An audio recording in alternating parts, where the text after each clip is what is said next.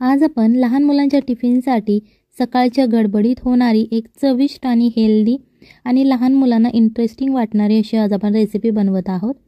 या रेसिपीसाठी सगळ्यात पहिल्यांदा आपल्याला इथे गव्हाचं पीठ घ्यायचं आहे। इथे मी 1 वाटी गव्हाचं पीठ घेतलेलं आहे आणि यामध्ये आपल्याला चवीनुसार मीठ घालायचं आहे।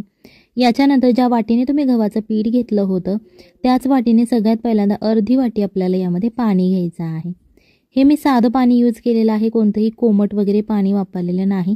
जे रोज आपण रेग्युलर पिण्यासाठी पाणी वापरतो रूम टेम्परेचरचं तेच आपल्याला इथे पाणी घ्यायचं आहे। आता हे अर्धी वाटी पाणी घालून झाल्यानंतर आपल्याला परत अर्धी वाटी पाणी घालायचं आहे। याचं प्रमाण तुम्हाला लक्षात ठेवायचं आहे। सोपी रेसिपी आहे, काहीच अवघड नाही। जर तुम्ही 1 वाटी गव्हाचं पीठ घेतलं असेल तर तुम्हाला 1 वाटी पाणी लागेल। जर तुम्ही 2 वाटी गव्हाचं पीठ घेतलं तर तुम्हाला 2 वाटी पाणी लागेल। याच्यानंतर हे पीठ छान असं आपल्याला मिक्स करायचं आहे। तुम्ही चमच्याच्या मदतीने करू शकता किंवा जर तुमच्याकडे बीटर असेल तुम्ही त्याने केलं तरी लगेच होईल आणि चमच्याने केलं सुद्धा लगेच होऊन जाते ही रेसिपी।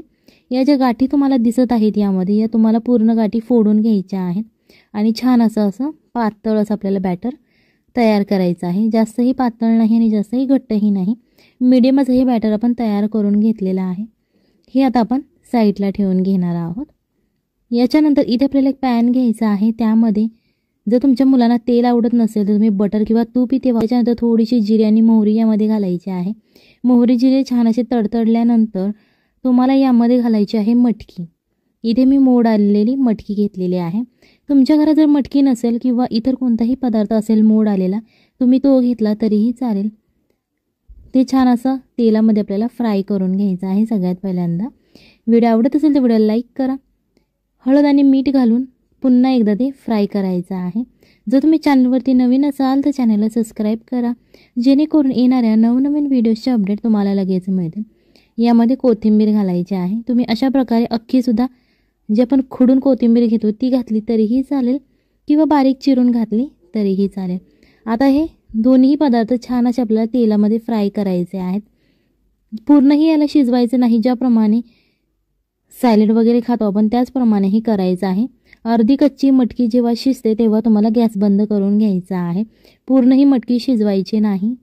आता ही जी मटकी तुम्ही परतून घेतलेली आहे त्याच पॅनमध्ये थोडंसं तेल लावून घ्यायचं आहे। आपण जे बॅटर तयार केलेलं आहे ते बॅटर असं मध्यभागी आपल्याला घालून घ्यायचं आहे आणि हे जेव्हा तुम्ही बॅटर यामध्ये घालता तेव्हा तुम्हाला हे बॅटर पसरवून अजिबात घ्यायचं नाही। गॅसवरती तुम्हाला हे थोडंसं एका साईडने भाजून घ्यायचं आहे। इथे तुम्ही बटर, तेल किंवा तूप काहीही वापरलं तरीही चालेल। जेव्हा हे एका बाजूने छान असं फ्राय होतं त्याच्यानंतर तुम्हाला ते पलटी करायचं आहे। तुम्हाला दिसत असेल बघा, अशा प्रकारे तुम्ही ओलांडण्याच्या मदतीने ते दाबत भाजून घेऊ शकता, जेणेकरून ते छान असं सगळ्या बाजूने भाजलं जाईल।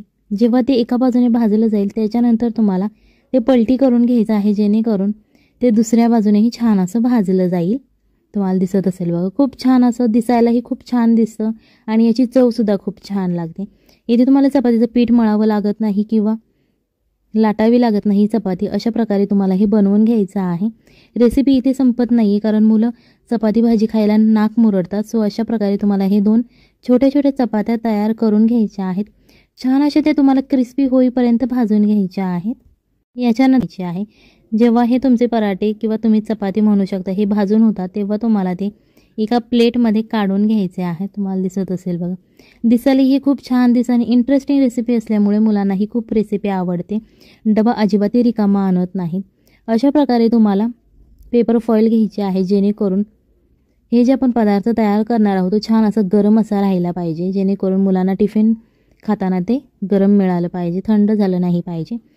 सो अशा प्रकारे जी एक चपाती केलेली आहे ती उलटी करून ठेवायची आहे त्या ॲल्युमिनियम फॉईलवरती। त्याच्यानंतर तुम्हाला अशा प्रकारे चीजची स्लाइस घ्यायची आहे। जर तुमच्याकडे चीज स्लाइस अवेलेबल नसेल, दुसरं कोणतंही अवेलेबल असेल तुम्ही ते घेऊ शकता। अशा प्रकारे ही स्लाइस मध्यभागी ठेवायची आणि त्याच्यानंतर आपण जी मटकीची भाजी तयार केलेली आहे ती अशा मध्यभागी उभट आकाराची भरून घ्यायची आहे। त्याच्यानंतर ही चपाती आपल्याला रोल करून घ्यायची आहे। तुम्हाला दिसत असेल बघा, दिसायलाही खूप छान दिसते आणि चवीलाही खूप छान लागते।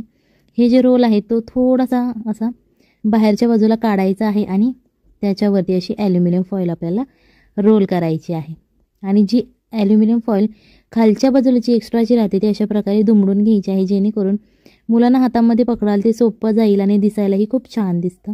अशा प्रकारे तुम्ही मुलांच्या टिफिनमध्ये ही रेसिपी देऊ शकता. याच्याबरोबर टोमॅटो सॉस किंवा एखादी कोणतीही चटणी तुम्ही देऊ शकता, जेणेकरून मुले टिफिन अजिबात परत आणणार नाही. चला तर मग भेटूयात पुढच्या रेसिपीमध्ये. तोपर्यंत बाय बाय, टाटा.